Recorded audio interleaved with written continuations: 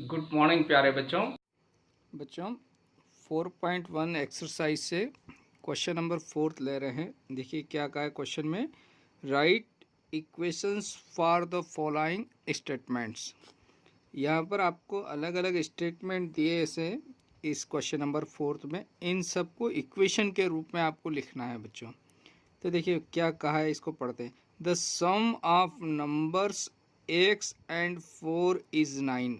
इसका मतलब हुआ बच्चों, x और 4 का सम करेंगे। सम का मतलब इनको ऐड कर देते, x प्लस 4, तो ये 9 हो जाता है। यानी इस x प्लस 4 किसके बराबर हो गया, 9 के बराबर। तो अब इसको इक्वेशन के रूप में लिख देते हैं। तो यानी x और 4 का सम किया बच्चों ये, और ये पूरा किसके बराबर हो गया, 9 के बराबर। तो ये यहाँ पर 9 हो गया। ये फर्स्ट इक्वेशन हो गई आपकी। ऐसे सेकंड वाले में आते हैं, 2 सब्ट्रैक्टेड फ्रॉम y इज 8। यानी y से 2 को माइनस करो, और जो 2 माइनस करने पर ये जो संख्या है y माइनस 2 वो 8 के बराबर होगी। मीन्स y से 2 माइनस किया तो इसका जो मान है वो किसके इक्वल हुआ, 8 के बराबर हुआ। इसमें यही कहा है। नेक्स्ट इसके बाद में यहाँ देखिए, 10 टाइम्स a इज 70। यानी a का 10 गुना, यानी a में 10 का मल्टीप्लाई करो आप, यानी 10a लिखो इसको। और ये 10a किसके बराबर है, 70 के बराबर। तो यह लिखेंगे 10a इज इक्वल टू 70। ये आपकी इक्वेशन हो गई थर्ड। फोर्थ में क्या कहा है, the number b divided by 5। यानी b को हम 5 से भाग दें तो ये किसके बराबर आता है, यानी क्वोशेंट 6 है, यानी इसका आंसर 6 आ जाएगा। तो b डिवाइडेड बाय 5, तो इस पूरे का जो मान होगा वो 6 के बराबर होगा। नेक्स्ट देखिए बच्चों, 3/4 ऑफ t इज 15। 3/4 का मतलब होता है बच्चों 3/4। तो 3/4 ऑफ टी का मतलब t का मल्टीपल है ये, यानी 3/4 ऑफ t। ये किसके बराबर है बच्चों, 15 के बराबर। तो ये इक्वेशन हो गई आपकी। नेक्स्ट इसका क्या कहा है, 7 times m plus 7 gets you 77। 7 time m का 7 टाइम्स को लिखेंगे 7m, यानी m का 7 गुना, प्लस 7 कर दिया बच्चों। तो ये पूरा मिलके किसके बराबर हो गया, 77 के।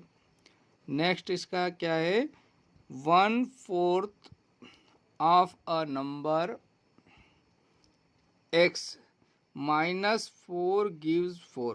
फिर से समझिए, 1/4, तो 1/4 ऑफ a, तो इसको क्या लिखेंगे, 1/4 ऑफ a को तो ऐसा लिखेंगे, 1/4 of a, 1/4 of a number x, यानी इसको ऐसा लिखेंगे, 1/4 ऑफ अ नंबर x, यानी x का 1/4 माइनस 4, इसमें से -4 करिए तो गिव्स 4। यानी ये आपको आंसर दे रहा है 4। यानी इस x नंबर का 1/4 करके इसमें से 4 माइनस करेंगे तो हमको मिलेगा 4।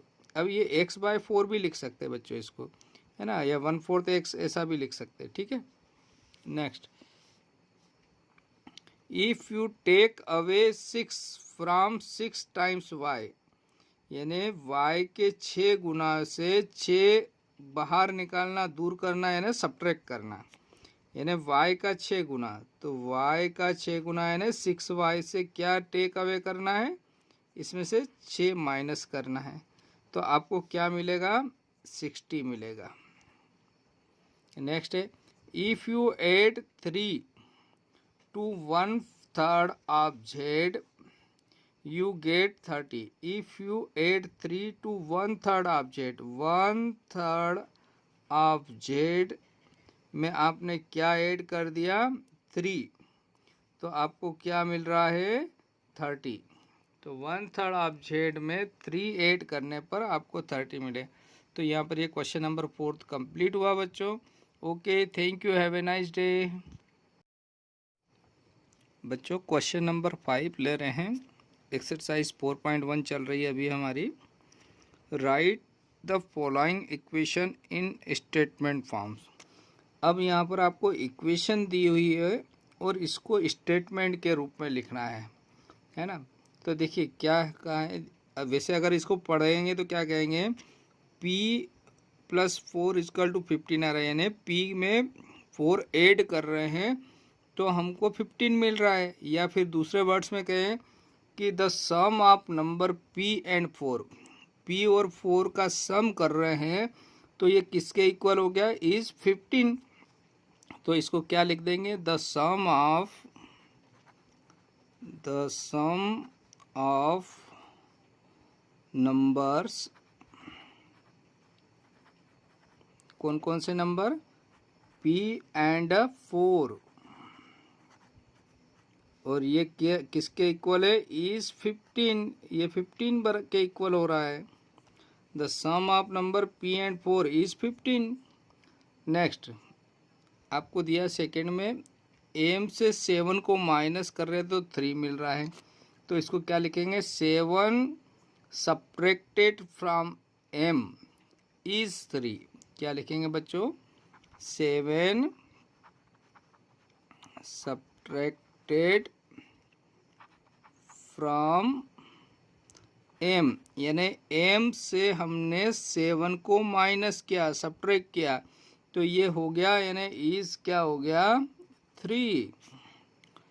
इसके बाद नेक्स्ट है, देखिए ये m का 2 टाइम्स है और ये क्या है, 7, तो बहुत सिंपल हो गया। क्या लिखेंगे, 2 टाइम्स m इज 7, 2 टाइम्स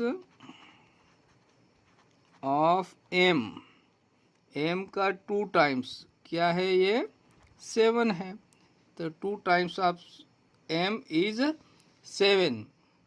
अब नेक्स्ट है, यहाँ पर 5 से m को डिवाइड कर रहे हैं तो इसको लिखेंगे, the number m is divided by 5 gives 3।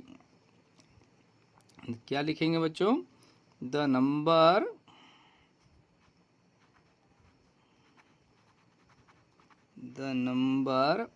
m is divided by 5। 5 से डिवाइड कर रहे हैं तो हमको क्या मिल रहा है, gives 3। यहाँ पर क्या है, 3 टाइम्स m हो गया और वही 5 से डिवाइड कर रहे हैं और 6 मिल रहा है, तो क्या लिखेंगे, 3/5 ऑफ m, यानी ये 3/5 भी लिख सकते हैं ये।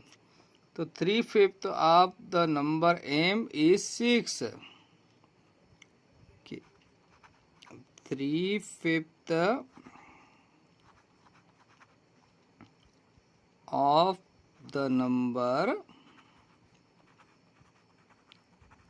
नंबर क्या है बच्चों, m, यानी इसको ऐसे समझ लीजिए, 3/5 ऑफ नंबर m इज क्या है, 6, इज 6। नेक्स्ट ये p का 3 टाइम्स जो है, इसमें ऐड कितना किया, 4, तो हमको 25 मिल रहा है, तो इसको लिखेंगे 3 टाइम्स p + 4 गेट्स 25। क्या लिखेंगे बच्चों, 3 टाइम्स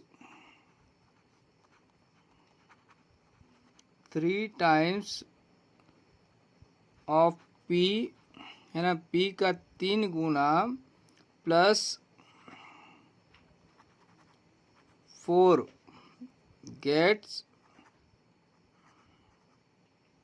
25, है ना। तो इस या गिव्स भी लिख सकते हैं, गिव्स 25, ठीक है ना, या इज 25। आपको जो अच्छा लगे उस हिसाब से आप इसमें थोड़ा बहुत चेंज कर सकते हैं। नेक्स्ट लास्ट वाला देखिए, सेकंड लास्ट, ये p का 4 टाइम्स है, उसमें से 2 सब्ट्रैक्ट कर रहे हैं तो 18 मिल रहे हैं। तो हम क्या लिखेंगे, if you take away 2 from 4 times of P, हम 2 अगर 4 टाइम्स पी से 2 अवे कर लेते या सब्ट्रैक्ट कर लेते तो 18 मिलता है। तो क्या लिख देंगे, इफ़ यू टेक अवे यानी 2 बाहर निकाल लेते हैं, if you take away 2 from 4 times of P, 4 times of P, you get, कितना मिलेगा आपको, 18। और इसका लास्ट है, क्या कह रहा है, पी को 2 से डिवाइड करके +2 कर रहे हैं तो हमको 8, या हाफ है पी का, तो आप क्या लिख देंगे, if you add to the half is P, क्या लिखेंगे, if you add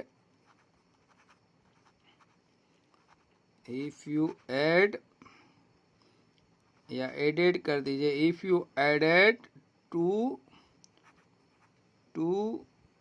half of P, है ना, यू गेट 8, यानी पी के हाफ में आप 2 ऐड करते हैं तो आपको 8 मिलेगा, है ना। तो ये आपको स्टेटमेंट के फॉर्म में लिखना थे, अलग अलग आपको इक्वेशन दी हुई थी, तो हमने यहाँ पर इनको इस प्रकार से नोट कर लिया। आपको समझ में आया होगा question. Okay, thank you, have a nice day बच्चों। क्वेश्चन नंबर 6 ले रहे हैं। क्वेश्चन में क्या कहा है देखिए, set up an equation in the following case. तो आपको इसमें 4 पार्ट दिए क्वेश्चन नंबर 6 के, हर एक पार्ट में आपको कुछ स्टेटमेंट दिए हैं, इससे इक्वेशन बनाना है। क्या कहा है क्वेश्चन नंबर फर्स्ट में देखिए इसके, Irfan says that he has 7 marbles more than, यानी इरफान के पास 7 मार्बल ज़्यादा है, more than 5 times the marble Parmit has, Parmit के पास जितनी मार्बल है उसका 5 गुना से 7 ज़्यादा है किसके पास, इरफान के पास। इफ़ इरफान हैज़ 37 मार्बल, और टोटल है 37 मार्बल। अब इसको इक्वेशन बना के लिखना है, और इसमें क्वेश्चन में ये भी क्या कहा है, take M to be the number of Parmit's marble. तो हमको क्या मानना है कि परमित के पास जितनी मार्बल है वो है एम, तो हमने क्या लिख लिया, let M be the number of Parmit's marble. तो परमिट्स के पास टोटल मार्बल है एम बच्चों, ठीक है। अब अकॉर्डिंग टू क्वेश्चन क्या है कि परमित की जितनी मार्बल है उसका 5 टाइम्स, यानी परमित के पास एम मार्बल है, उसका 5 टाइम्स यानी 5m, उससे 7 ज़्यादा, तो इसमें 7 और ऐड कर दो, तो ये किसके बराबर हो गया, इरफान की मार्बल। और इरफान के पास कितनी मार्बल है, 37। तो अकॉर्डिंग टू क्वेश्चन आपकी स्टेटमेंट जो है उसके इक्वेशन 5m + 7 = 37 हो जाएगी। Next, Lakshmi's father is 49 year old, Lakshmi के पिता की उम्र है 49 year. He is 4 year older than 3 times Lakshmi's age, यानी उसके पिता जो है, लक्ष्मी की जो उम्र है द 3 टाइम्स लक्ष्मीज एज, यानी ही is 4 year older than 3 times, यानी लक्ष्मी की जो उम्र है उसमें 3 का मल्टीप्लाई करते हैं और 4 ऐड कर दे तो इसके पिता की उम्र हो जाएगी। तो लक्ष्मी की उम्र मालूम होना चाहिए हमको, तो नहीं मालूम है, तो इसमें कहा है कि लक्ष्मी की उम्र आप y मान लीजिए। तो हमने क्या मान लिया, लक्ष्मी की उम्र y है। तो फिर अकॉर्डिंग टू क्वेश्चन क्या हो रहा है कि 4 year older than 3 times Lakshmi age, तो लक्ष्मी की उम्र है y, इसके 3 गुना यानी 3y से 4 वर्ष ज़्यादा, यानी इसमें 4 ऐड कर दो तो ये इसके पिता की उम्र हो गई, यानी पिता की उम्र कितनी है, 49। तो ये अकॉर्डिंग टू क्वेश्चन आपका स्टेटमेंट से इक्वेशन क्या बन गई है, 3y + 4 = 49।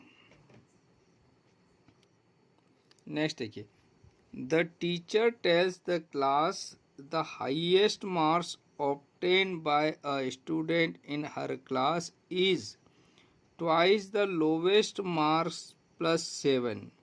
The highest score is 87.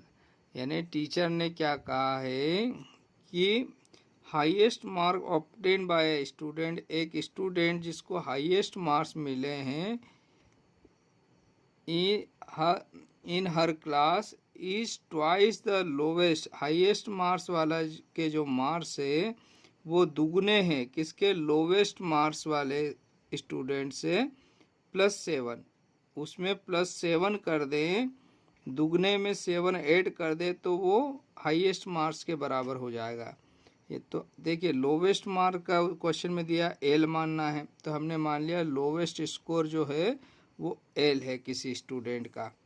तो जो लोवेस्ट स्कोर है उसका क्या कह रहा है, ट्वाइस द लोवेस्ट स्कोर। तो इस लोवेस्ट स्कोर का दुगना करके मार्क्स +7 और इसमें 7 ऐड कर देते हैं तो ये हाईएस्ट स्कोर के बराबर हो जाएगा। और हाईएस्ट स्कोर कितना है, 87। तो आपका इक्वेशन हो जाएगा 2l + 7 = 87। नेक्स्ट है लास्ट वाला देखिए, in an isosceles triangle. Isosceles triangle का मतलब होता है जिसकी दो भुजाएं बराबर हो बच्चों, ये इस प्रकार से ये भुजा और ये भुजा बराबर हो, है ना। N isosceles triangle the vertex angle is twice, यानी ये ऊपर वाला वर्टेक्स एंगल है ये दुगना है आइदर बेस एंगल। तो आइसोसेलेस में बेस एंगल दोनों सेम होते हैं बच्चों, है ना। ये दोनों भुजाएं बराबर होती है तो एंगल भी बराबर। तो बेस एंगल उन्होंने कहा है कि बी मानिए, तो हमने बेस एंगल को क्या मान लिया, बी। तो इस बेस एंगल का ये दुगना है वर्टेक्स, तो वर्टेक्स 2b हो जाएगा। तो हमने मान लिया बच्चों let base angle of isosceles triangle = b, है ना। तो वर्टेक्स एंगल क्या हो जाएगा, इसका दुगना, इसने कहा है ना कि in an isosceles triangle the vertex angle is twice, यानी इसका दुगना आप बेस एंगल, तो बेस एंगल का दुगना यानी 2b हो गया। अब आपको क्या करना है बच्चों कि इसको एंगल सम प्रॉपर्टी यूज़ करना है। इसमें remember that the sum of the angle of triangle is 180 degree. Equation बनाना ना, तो वी नो दैट, हम लिखेंगे यहाँ पर वी नो दैट कि किसी भी त्रिभुज के तीनों एंगल का सम कितना होता है, 180। तो क्या क्या हो जाएगा, 3 एंगल हो गए, एक तो 2b हुआ, फिर दूसरा एक b हुआ, तीसरा एक और b हुआ, ये होता है 180 डिग्री, तीनों मिलके 180।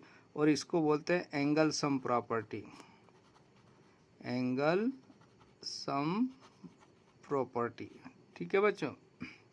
तो दिस इम्प्लाइज यहाँ से हो जाएगा, ये कितना b हो गया, 2b 3b 4b, यानी 4b = 180। ये आपकी रिक्वायर्ड इक्वेशन हो गई बच्चों।